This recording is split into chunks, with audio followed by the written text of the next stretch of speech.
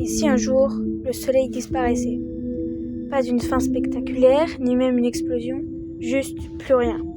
Plus de lumière, plus de chaleur, plus de repères. Seulement le vide cosmique. Bon, tout d'abord, essayons de comprendre ce qu'est notre soleil. Le soleil, une immense boule de feu. En réalité, c'est une étoile de type naine jaune, donc bien moins impressionnante que ce qu'on imagine à l'échelle de l'univers. Pourtant, si on compare son diamètre à celui de la Terre, le Soleil peut contenir environ 110 terres alignées. Il existe plusieurs types d'étoiles. Les plus chaudes apparaissent bleues, les plus froides rouges, et entre les deux, on trouve des étoiles blanches, jaunes et oranges. Le Soleil est une étoile de type G. Les étoiles de type O, appelées géantes bleues, peuvent être jusqu'à 10 fois plus grandes que lui, tandis que les étoiles de type M, les naines rouges, sont environ 10 fois plus petites.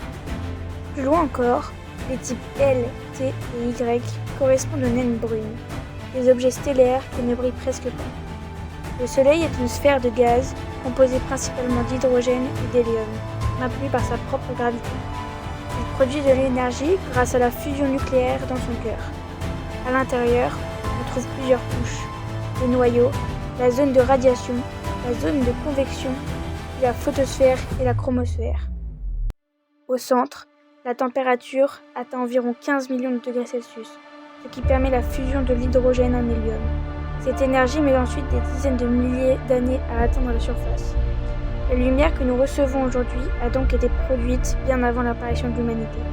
Dans la zone externe, des mouvements de convection font remonter la matière chaude vers la surface où elle refroidit avant de redescendre.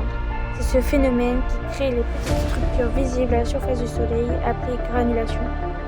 Mais ne nous écartons pas trop de la question qui fait aujourd'hui l'objet de cette vidéo. Mais du coup, que se passerait-il si le Soleil venait réellement à disparaître? Étrangement, on ne s'en rendrait pas compte directement. Pendant 8 minutes et 20 secondes précisément, le monde continuerait d'exister comme avant, les oiseaux voleraient, le vent continuerait de souffler doucement, les gens parleraient et riraient sans même savoir que tout est terminé, parce que la lumière met du temps à nous parvenir. Puis soudain, tout s'éteint, le ciel devient entièrement noir, pas un noir comme la nuit, un noir profond, total. Les étoiles apparaissent même en plein jour et le soleil n'est plus là. Mais ce n'est pas tout.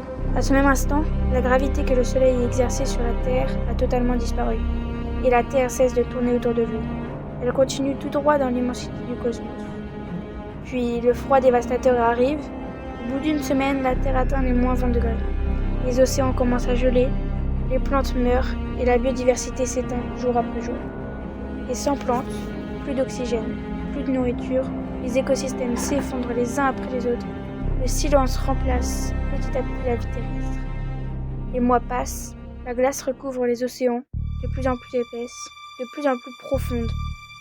Après un an, la température atteint près de moins 100 degrés.